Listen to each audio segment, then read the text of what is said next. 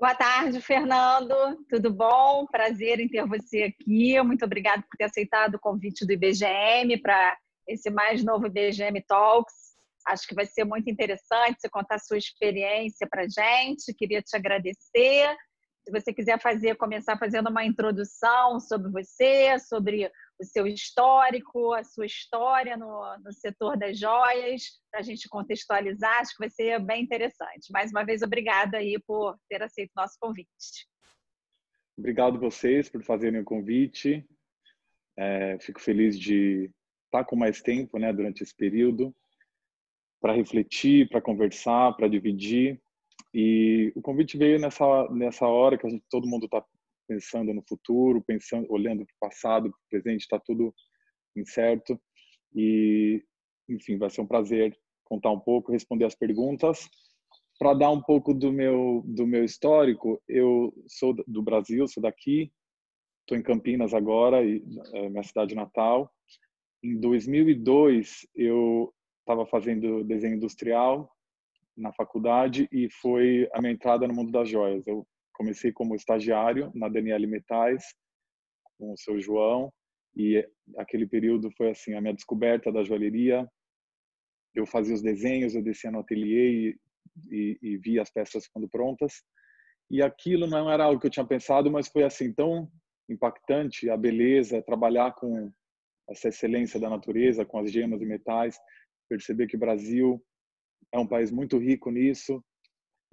E acho que eu fiz essa decisão de falar, eu vou continuar nessa trajetória até onde ela me levar. Aí eu tive uma experiência muito boa durante, acho que quase 4 anos com a Daniele. Depois trabalhei ainda no Brasil com a Carla Amorim. E todo esse período eu já tinha uma proximidade com o pessoal do IBGM, com a indústria brasileira, com os fabricantes daqui, com os fornecedores daqui. Foi minha escola, né? Eu trabalhei com a Carla Amorim, a oficina dela na época que eu trabalhava era ali no centro de São Paulo. Então, tudo isso eu levei comigo quando eu decidi para Londres, em 2008. Em 2008 eu já tinha 6 anos de experiência, ou até 6,5, quase completos. E minha decisão foi porque eu queria fazer um mestrado, ter um período assim fora do ambiente comercial e acelerado de trabalhar dentro da indústria. O que acabou acontecendo foi que eu fiz um mestrado em Londres que era muito prático, então eu tinha que desenhar peças, eu tinha que fazer a minha pesquisa e devolver a minha pesquisa com teoria, com uma pesquisa teórica e também com design. E aí eu acabei desenhando a minha primeira coleção.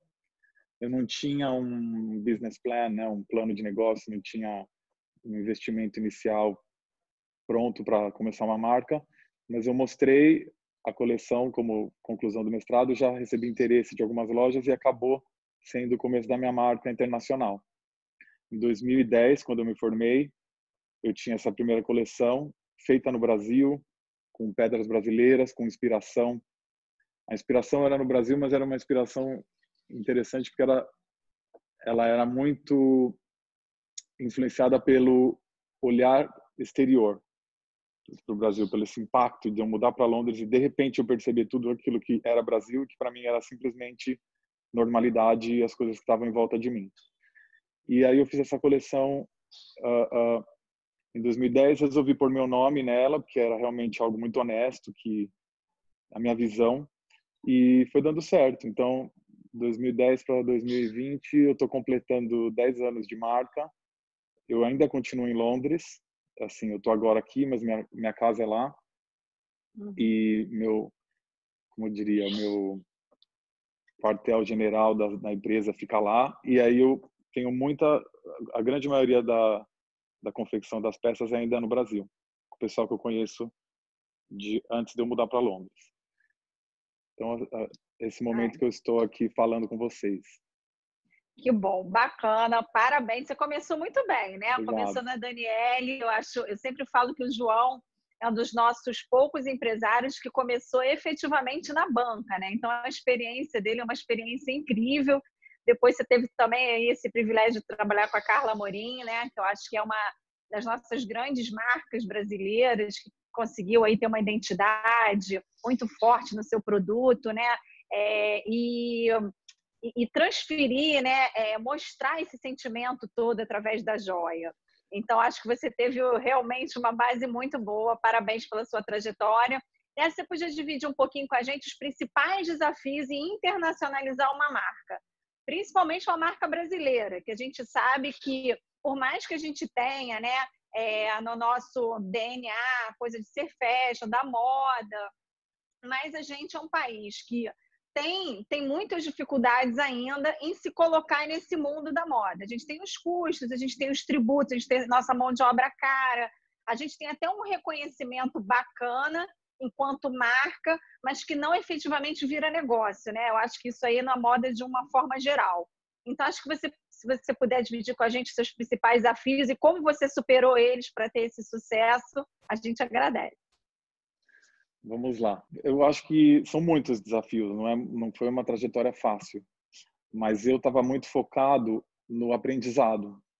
Então, quando eu não fui com uma marca pronta e eu não fui com uma intenção de estabelecer uma marca para começar. Então, eu fui com a cabeça bem aberta, foi um risco, mas foi assim, a atitude que eu tive de o aprendizado é o principal, se der certo, deu certo, se não der certo, eu continuo desenhando, o que eu gosto de fazer, mas de uma forma mais completa, mais experiente, eu já vi mais, eu já, enfim, conheci o outro lado dessa indústria. E aí eu cheguei, lancei minha primeira coleção. Eu acho que hoje em dia é fácil refletir, né? Quais foram as minhas vantagens, que talvez eu não estava nem tão consciente na época. Eu estava fazendo algo muito autoral, muito pessoal. Eu estava fazendo de uma maneira que eu coloquei meu nome, então eu podia falar e representar a minha ideia. E como eu já estava em Londres, eu enxergava melhor essa oportunidade de trazer uma identidade brasileira que eu estava fazendo e tá lá para falar dela, tá lá para representar, enfim, as minhas ideias e o meu universo. E então, como eu já tinha essa barreira resolvida, né, de eu estar lá, eu ter conhecido as pessoas através do mestrado, que facilitou muito, e eu comecei a construir gradualmente, organicamente, esse apoio e interesse da imprensa de Londres. Londres já tem uma indústria de descobrir novos talentos, de descobrir novas ideias, algo que é muito diferente daqui, por exemplo. Outra coisa de Londres é que toda a Europa se influencia pela mentalidade do Reino Unido, então eles vão checar as novidades lá.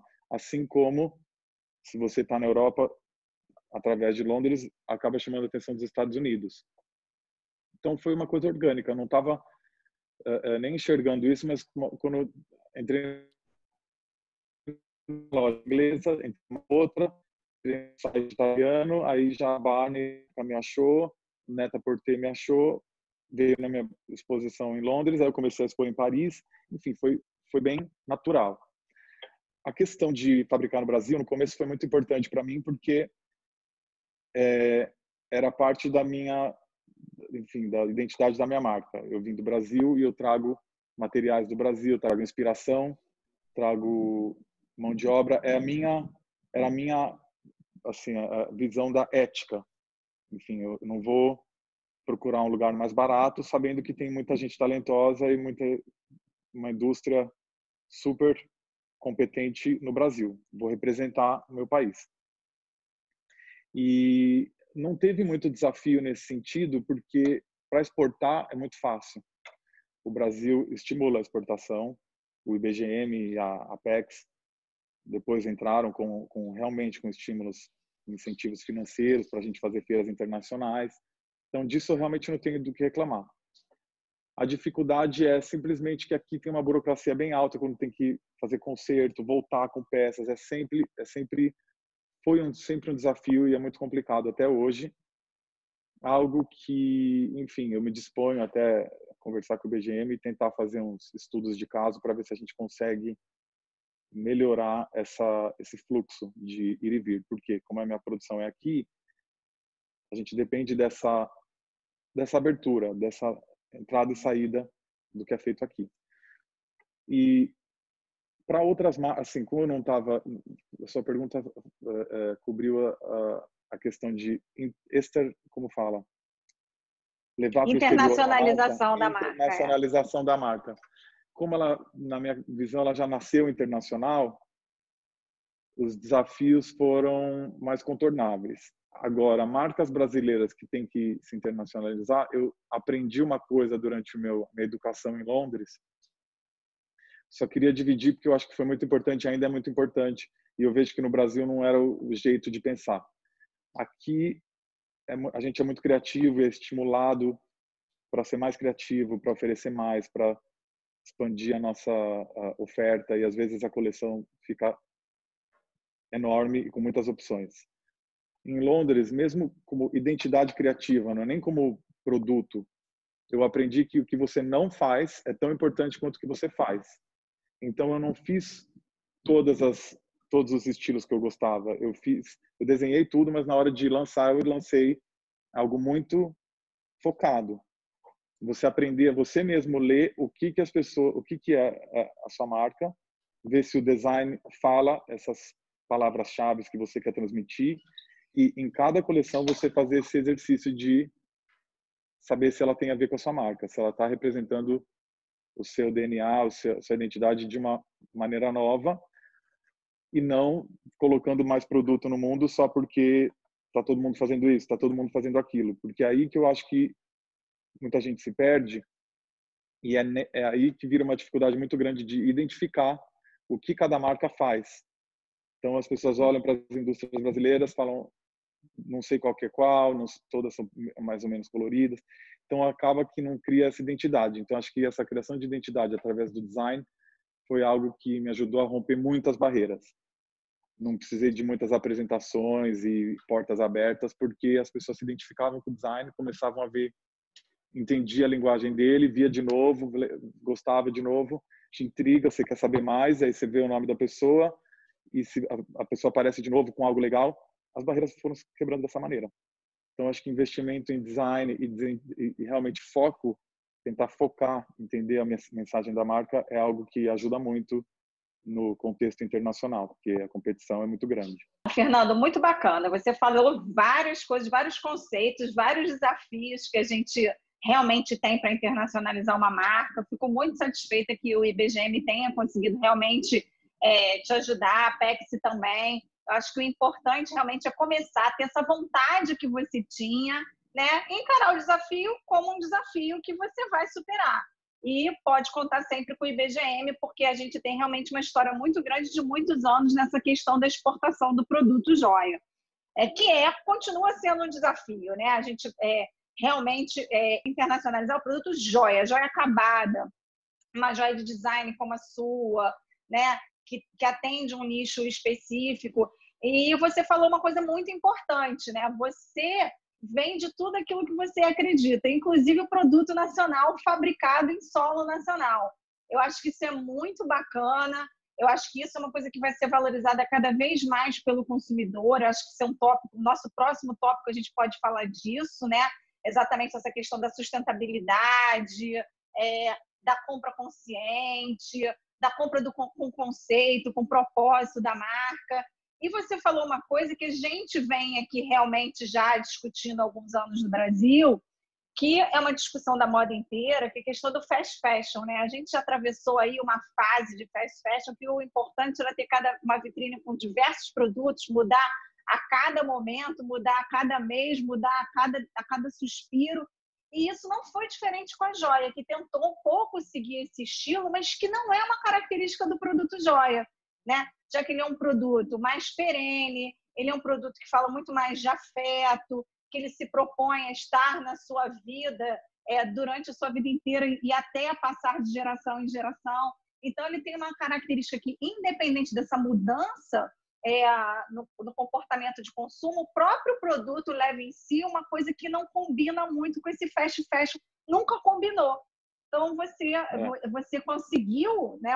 Você conseguiu, através de uma marca que nasceu no Brasil, mas que é brasileira, mas que nasceu lá fora, né? Manter esses conceitos todos, que eu acho que são conceitos que são únicos do produto joia, né? E a gente, durante algum tempo, realmente se perdeu. Então, acho que você falar isso, né? Você dar esse conselho aí para quem quer internacionalizar uma marca, que principalmente muitas vezes é importante não é o que a gente fala, é o que a gente não fala, como você falou. É importante não é o que, às vezes, é o mais importante que você deixou de fazer.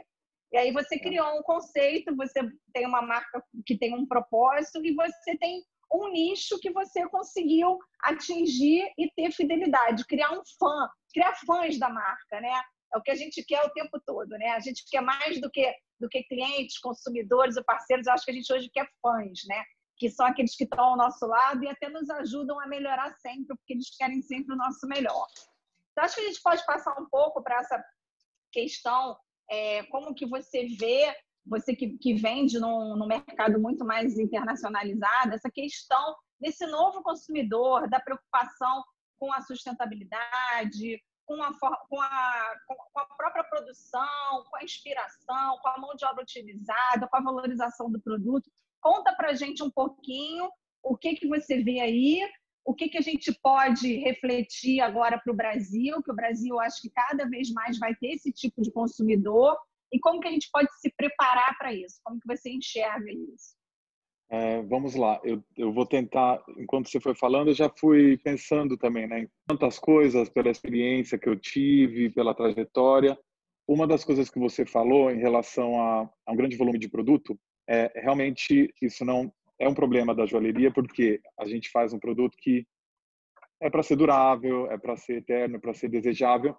Então eu achei o meu próprio balanço aí de não exagerar, de desperdício.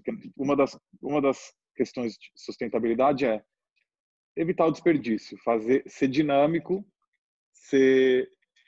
Você falou dos fãs, eu acho que assim tem fãs e tem também uma audiência neutra, né? Uma audiência. Hoje em dia o que a gente faz alimenta mídias sociais e aí a gente acaba tendo muita gente que assiste a sua trajetória e quer saber o que você está fazendo, mesmo não sendo um cliente de joias ou da minhas joias. Então, eu tenho esse cuidado de não desperdiçar energia, de não desperdiçar, fazer muitas coleções que eu não preciso. E eu criei esse ritmo de fazer uma história nova a cada ano, mas aí agora, a cada ano que passou, eu comecei a fazer um ano, de repente, uma coleção complementa do ano anterior, aí forma um corpo assim interessante de peças, aí eu mudo para um novo movimento, uma nova coleção. De vez em quando resgato uma coisa anterior e trago para uma coleção também mais modesta, para só complementar o que eu já tenho. E realmente, das 10 coleções que eu lancei, nenhuma virou obsoleta, nenhuma ainda saiu de linha. Obviamente, algumas peças um pouco mais difíceis de vender, eu vendi, fiquei feliz, elas não sabia que eu ia poder vender repetidamente, então eu fui editando. Então hoje a gente tem um arquivo das 10 coleções ainda, com uma coleção nova sendo feita a cada ano para reenergizar, reinjetar interesse no meu trabalho, no que eu faço e as clientes que já compraram poderem voltar e comprar algo novo. Aí entra essa questão da minha presença no mundo internacional e como ele está se transformando rápido, né? Eu comecei em 2002, como eu falei, então já tem um bom tempo que eu estou na joalheria. Quando eu mudei para Londres, acho que logo antes teve uma crise mundial financeira e tudo mudou. O valor do ouro disparou, mas ao mesmo tempo a valorização da joia como produto no mercado do luxo ficou muito maior. Enquanto a gente tinha um período que eu estava no Brasil que se falava muito, nossa, por que as bolsas, os sapatos têm mais interesse do que a joia hoje em dia, né? Acho que a joia estava um pouco estagnada, não estava com uma versão moderna. E eu entrei nessa onda. Eu era jovem já, eu trabalhei numa joalheria clássica e aí eu quis chegar em Londres e rejuvenescer. E no começo foi muito interessante. Foi assim, a joalheria por si só já é mais sustentável, porque não é algo de descartável. E eu fiquei relaxado nessa ideia de que o produto que eu fazia era para sempre e tal. E tinha muita assim, pessoalmente tinha muita energia minha focada em sobreviver, né? Em vender e focar no que eu precisava fazer para manter o meu negócio, manter a história que eu tinha acabado de começar. De uns anos para cá, como eu entrei já, assim, digamos, perfurei um obstáculo ali, entrei num patamar de marcas jovens, independentes, que estão falando com um consumidor novo, esse consumidor está rápido. E aí a gente tem, na moda, em outros setores, falando da transparência, né, de onde vem o seu material, quem faz, a preocupação da sustentabilidade, como fala estou falando a palavra acabou em Sustentabilidade. português, sustentabilidade e do lado ético. Então, o meu lado ético é fazer no Brasil. Eu já tive coleções que eu não fiz no Brasil, que eu quis focar mais em diamante, e aí eu preferi fazer mais mão de obra europeia para ficar perto da Bélgica e ter um fornecimento de diamante mais direto através ali da Antuérpia e do grupo ali de distribuição. E a gente começou a receber perguntas espontâneas dos clientes querendo saber mais. Tem uma parte da história que eu falo abertamente, que eu sou muito orgulhoso, que é, eu sei quem são os ourives que fazem minhas joias, eu conheço, eu tenho uma relação pessoal com todas as oficinas de lapidação. Eu já fui visitar Minas e é uma coisa que eu estou mais interessado em fazer, descobrindo mais para poder contar a história para o meu cliente com muita propriedade. E uma das coisas que a gente está enfrentando agora é assim, com transparência em tudo, né? Nos diamantes, eu estou simplesmente desviando do Brasil, porque é complicado, porque a produção de diamante, que é mais acessível para a gente comprar em escala comercial, vem da Antuérpia, pessoal da De Beers. Então, como eu estou na Europa, acaba ficando mais simples do que comprar de alguém daqui que veio de lá. Com as pedras brasileiras que eu uso, caso a caso. Então, o IBGM me ajuda a achar o melhor fornecedor. Se eu estou procurando esmeralda, paraíbas, turmalinas, enfim, aqui é uma coisa caso a caso e aí você consegue ter essa relação próxima de quem está fornecendo. Com o ouro, existe uma discussão no mundo hoje em dia. Apareceu uma organização que é a Fairmind, que está começando a colocar um selo de aprovação, né, dos processos, do impacto socioambiental, das garimpos que eles usam, dos mineradores que eles usam, e é algo que não tem no Brasil.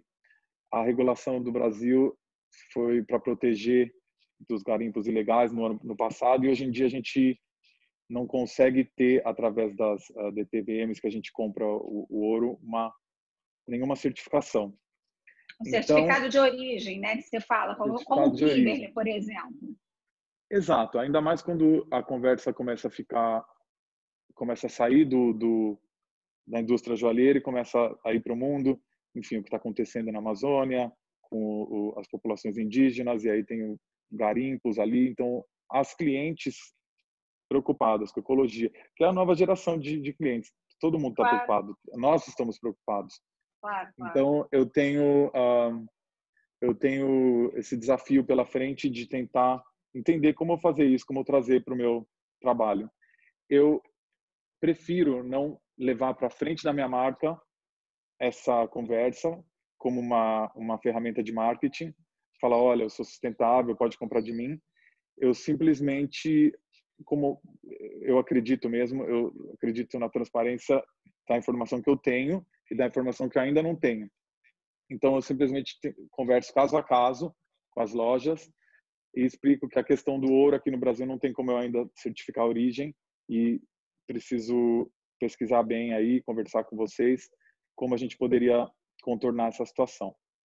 Porque no mundo já se apresentou maneiras de comprar ouro que vem com certificado de origem, que foi feito de uma maneira correta e sustentável, preocupada com o ambiente, com a comunidade próxima dessas áreas de mineração. Então temos um Então, trabalho assim, né? esse é um trabalho que a gente tem, que não adianta, a gente tem que encarar, a nossa realidade enquanto país produtor de ouro. Somos um país de produção de ouro em larga escala, A gente sabe que a gente tem ainda os garimpos ilegais, informais, como a gente também tem excelentes práticas sustentáveis de mineração, né? Realmente existe um desafio para nós que estamos na ponta saber e afirmar de onde veio aquele ouro. Mas eu acho que a gente tem ainda o nosso mercado da compra da DTVM, ele é bem regulado, né? As DTVMs têm que comprar, elas compram lá de garimpos legalizados. A grande maioria desses garimpos legalizados já tem boas práticas de mineração, onde todo o mercúrio é recuperado, existe toda uma preocupação com o meio ambiente que era original antes da mineração, para que ele possa retornar a ser o mesmo logo após 4 anos o encerramento daquela prática, ou seja, você não mata o terreno, né? Você usa uma mão de obra qualificada. A gente tem alguns projetos que a gente já levou para o governo federal, inclusive com georreferenciamento, oferecendo software para que a gente possa efetivamente catalogar e cadastrar todo mundo que está nessa atividade, porque é uma ilusão muito grande a gente achar que ela vai deixar de existir, né? Porque ela existe desde a nossa época de Brasil colônia, como existe a exploração de vários outros minérios no nosso subsolo. O que a gente precisa fazer é, como você disse, como a gente tem hoje em relação às pedras, a gente tem práticas de reconhecimento internacional, né? Aqui na nossa mineração de pedra. A gente precisa também mostrar que a gente tem no ouro já e que a gente pode expandir essas melhores práticas, né? Essas práticas que são sustentáveis e garantir que todo esse ouro que a gente está comprando realmente vem de áreas sem exploração de mão de obra indígena, né? Versus a utilização de uma mão de obra tecnicamente capacitada, que pode ser até uma mão de obra indígena, caso haja realmente o interesse dessas comunidades em trabalharem legalmente e de forma, né, remunerada, sustentável, com auxílio saúde e tudo que a gente precisa ter, porque geralmente essas áreas, elas são áreas de difícil acesso, né? Então você precisa garantir, principalmente, que no caso de uma emergência, que no caso de um problema de saúde, você tenha acesso a socorrer aquela população. Então, e essa preocupação com o desmatamento também, né? Então, eu acho que a gente precisa efetivamente ter uma maior transparência, colocar na mesa que o problema existe, ele existe, e que nós precisamos achar soluções para que as melhores práticas que já são realizadas em outros locais do mundo, onde a gente tem mineração de ouro, sejam também realizadas aqui no Brasil. A gente tem casos, por exemplo, de cidades que eram cidades extremamente pobres ao redor do mundo, que a atividade mineradora transformou vidas, né? E você fez um trabalho de alto impacto social. Então, a gente precisa... essa sua questão é uma questão que realmente ela chega no Brasil nesse momento, né? Seja pelo lado bom ou pelo lado ruim, mas eu acho que no final a gente vai ter um lado bom, que é essa legalização, a implantação das melhores práticas, os projetos Fair Trade, como você falou aí, do Fair o quê? Que era no... Fair Mind. Fair Mind. Então, para você ter um Fair Mind, você precisa de um Fair Trade, né? Você precisa de ter negócios com impacto social positivo para aquela população local, porque senão a gente tem mais casos, novamente, que também não é uma particularidade do Brasil, onde você tem locais de extrema riqueza mineral, né, que são explorados por ano, e quando aquela exploração acaba, você tem uma pobreza gigantesca que fica ali naquela região. Isso são cases mundiais, né? A gente vê aí que talvez um dos primeiros lugares que tenha superado isso foi Dubai, por exemplo, né? Onde a exploração de petróleo hoje ela é muito pequena em relação ao resto da economia que você tem implantado lá, né? De turismo, de gastronomia, de tudo. Então, é você utilizar essa riqueza mineral para você transformar vidas. Eu acho que esse é o nosso grande objetivo, que conversa com o nosso produto. Uma outra coisa que é bom você ter no seu radar, Fernanda, é que hoje praticamente 50% do ouro circulante no Brasil ele é reciclado. Ou seja, ele é um ouro que veio de leilão, ele é um ouro que veio de fundição de peças antigas, ele é um ouro já reutilizado, ele já é um ouro reciclado, né? porque a gente também deixa de comunicar muitas vezes isso, que o nosso produto é um produto que não gera lixo, né? É um produto que é 100% reciclável. Então, você tem aí, claro, ainda uma exploração muito grande, mas você ainda tem uma parte, já tem hoje uma parte dessa matéria-prima que vem de uma reciclagem. Tanto do nosso próprio produto, que ele vai ser reformado, refeito, refundido, como também de uma garimpagem de equipamentos eletroeletrônicos, né, que possuem ouro na sua composição também e hoje também gera uma reciclagem. Então, eu acho que é um desafio. Você falou muito aí também, voltando, né, e aí isso tem a ver com o material que a nossa peça é feita, né? A nossa atividade é uma atividade milenar, né? O homem, antes, a gente fala sempre isso, a gente bate nesse ponto, que o homem, antes de se vestir, ele se adornou. E sempre com um significado muito forte, né? Se era para a guerra, se era para o amor, se era para a proteção. Então, até quando a gente fala de luxo, o luxo de cada um é individual, né? Porque não necessariamente o luxo, a gente tem essa coisa que no Brasil muita gente associa o luxo à ostentação, né? Ao consumo desnecessário, e não é isso. O luxo, tem uma frase que eu adoro, que é: dai-me o luxo que eu esqueço as necessidades, porque às vezes o luxo está falando comigo, ele está conversando comigo de uma forma muito particular, esse luxo através do produto joia, como você falou. Então, são bons desafios que a gente tem aí. Depois você me conta como é que você vai comunicar isso tudo para os seus clientes.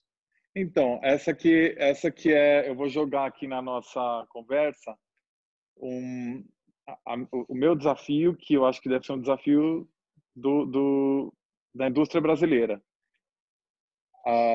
Eu realmente acredito, que eu acompanho e tenho essa informação de que já existem muitas práticas positivas na mineração do ouro. Existem trabalhos sérios de preservar as áreas indígenas e não deixar esse garimpo ilegal chegar no mercado oficial, que é o que a gente usa.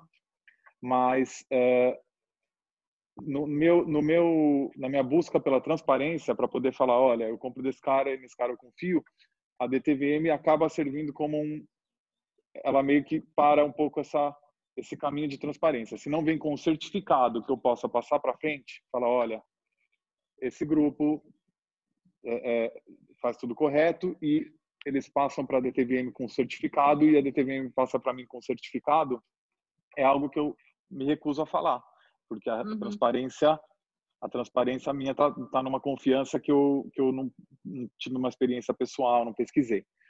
Então, eu, como uma marca dinâmica, independente, as decisões que eu tomo para minha marca são minhas, eu me vejo nesse papel de tentar, pelo menos, contornar esse obstáculo, tentar achar um jeito no Brasil que eu possa falar, olha ali, essa cooperativa ali está fazendo um trabalho legal, como eu posso que a DTVM me certifique de que o ouro que eu estou comprando vem de lá? Ou mesmo o ouro purificado, reciclado, vem de purificadoras que fazem tudo corretamente, não tem muitos poluentes no processo.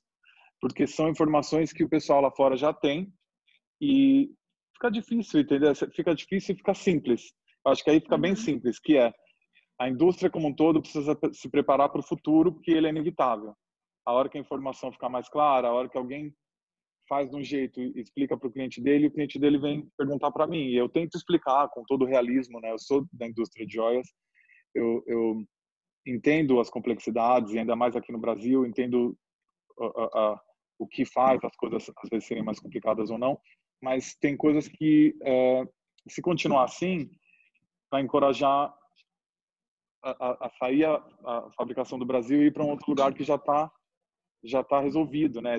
Esse sistema, essa confiança já está estabelecida e resolvida. Porque, no fim, eu acredito muito nessa lei do mercado, né? A gente, natureza humana acabou influenciando a lei do mercado, que é: você oferece alguma coisa sem problemas, né, com consciência limpa, e oferece uma outra, a pessoa naturalmente vai começar a ir para onde quem está fazendo certo, porque todo mundo tem essa intenção de fazer certo, fazer melhor, mais transparência, mais informação. Então, claro, O que eu queria deixar aqui é só assim, eu vou ficar mais satisfeito quando eu puder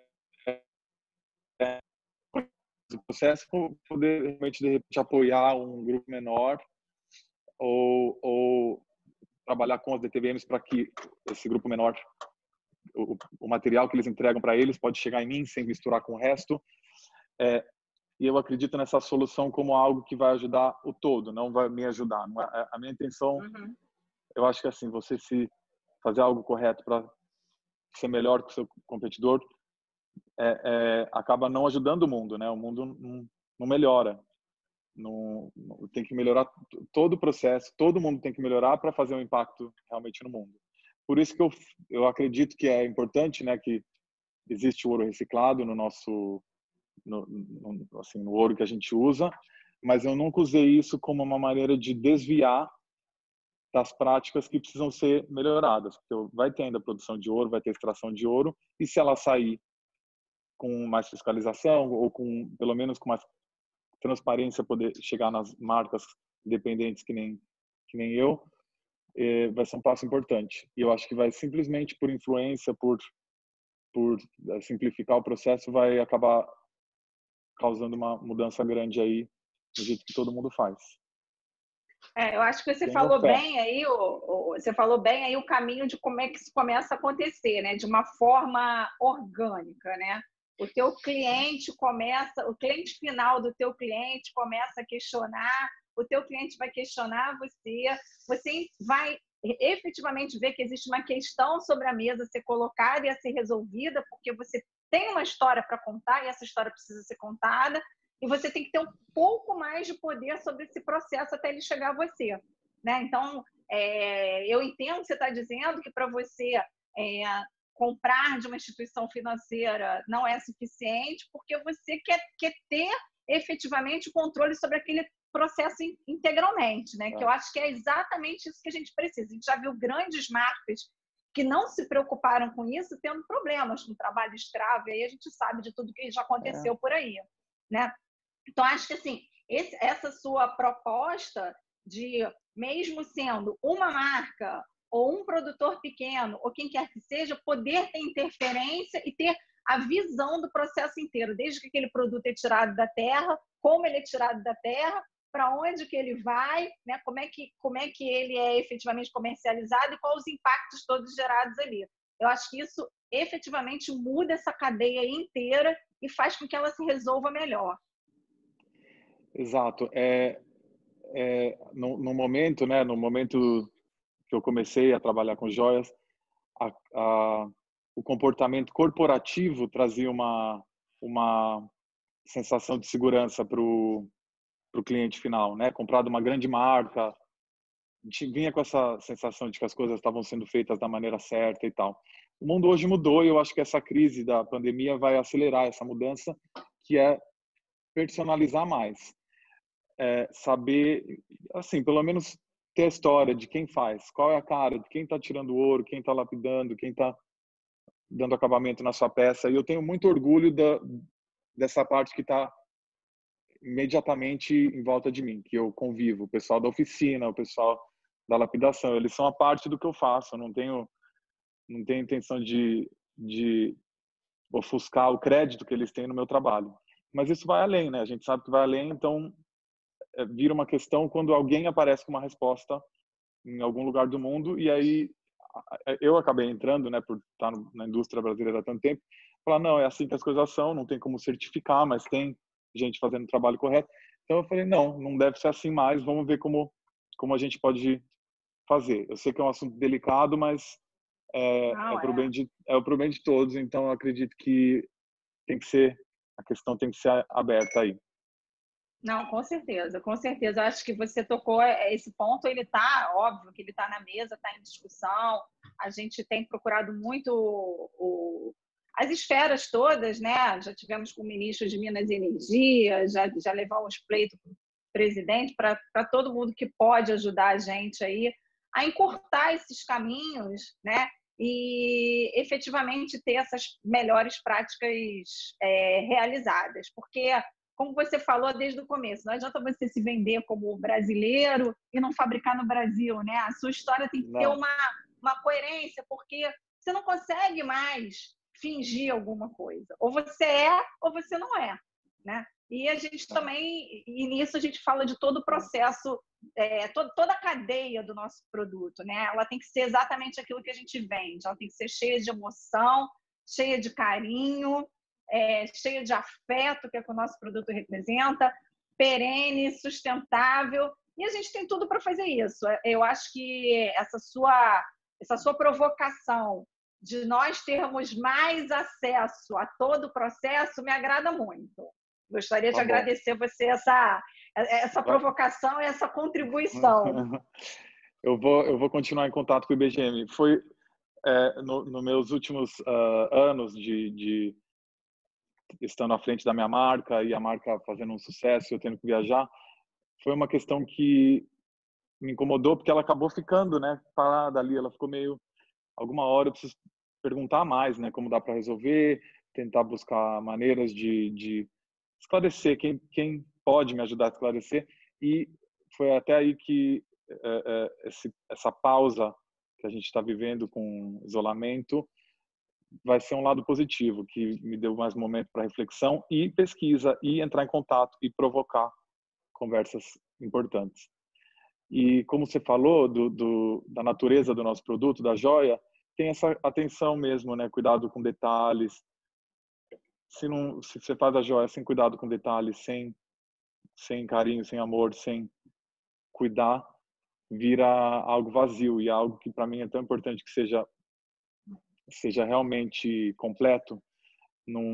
Eu não vejo a minha joia como luxo só porque é um produto com pedras raras ou caras. É o luxo porque é a excelência da natureza com assim um design com significado, com ponto de vista. Não dá para muita técnica manual, muita habilidade manual, né? muita habilidade manual, relevância cultural, tudo isso é importante. Exatamente. E eu acho que é isso. A gente está passando por, né, um momento de valorização da indústria nacional, e a gente tem que ter esse olhar, né? Porque a gente tem praticamente 100% da matéria-prima do nosso produto no nosso solo, e que pode gerar tanta riqueza para tanta gente. Então, e aí acabar num produto como esse, que é um produto que fala de emoção, que carrega em si uma inspiração, uma história, uma capacidade, uma habilidade técnica dos nossos ourives que você conhece tão bem aí, porque você trabalhou no chão de fábrica, né? Como que esse produto é uma escultura, é uma expressão cultural, né? E que vai acompanhar e que acompanha a gente ao longo da vida. Então, eu queria que você fizesse suas considerações finais, e acho que a gente já está no tempo, já falamos a beça. Falamos bastante. Então, vamos para as suas considerações finais para a gente se despedir, infelizmente, mas com certeza teremos outros papos, as suas provocações vão gerar novas conversas entre nós. E é isso, Fernando. Como que você gostaria de encerrar aí? Gostaria de encerrar agradecendo pelo espaço. Eu encontrei sempre no IBGM um suporte para descobrir informação, e nesse primeiro caso em que eu cheguei, que tem uma informação que poderia ser mais clara, poderia ser melhor, eu encontrei essa receptividade, essa abertura para a gente ter essa conversa, dividir com todo mundo, que é o grupo, a audiência que o IBGM tem. Então, acho que é importante também ter a atitude correta, né? Se tem coisas para ser corrigidas no meio do caminho, ou pelo menos melhoradas ou mais esclarecidas, a atitude receptiva à transformação é tão importante quanto. Agradeço você e todo mundo por trás aí do IBGM por ter recebido minhas questões sem medo, com vontade de conversar mais e, enfim, com vontade de dividir com o mundo, que é isso que vai fazer uma diferença mesmo. Fernando, eu que te agradeço, né? Você ter aí aceitado o nosso convite. Eu já deixo aqui um convite para você, que assim que a gente puder sair de casa, porque agora a gente tem que ficar em casa, assim que a gente puder sair de casa com segurança, que a gente vá a visitar cooperativas, que a gente vá visitar locais de garimpo, onde a gente possa desenvolver juntos um projeto de impacto social que gere um exemplo, mesmo que seja num microcosmo, para ser replicado ao longo do nosso, ao redor do nosso país aí. Você aceita o convite? Convite aceito, e é assim mesmo que eu penso. Tem que começar pequeno, porque daí vai criando ondas que a hora que a gente olhar já está transformando tudo à nossa volta. É isso aí, importante é Pouco começar. tempo. Exato. Fernando, muito obrigada, boas vendas, sucesso, Obrigado. parabéns pela sua marca, parabéns pelos seus conceitos, pelo seu propósito e obrigado por valorizar o produto nacional. Obrigado, Carla. Um abraço. Continuamos em Outro. casa nos cuidando e a gente se vê logo. Isso. Espero. O beijo o abraço da quarentena. Tchau, obrigado, Fernando. Tchau, tchau.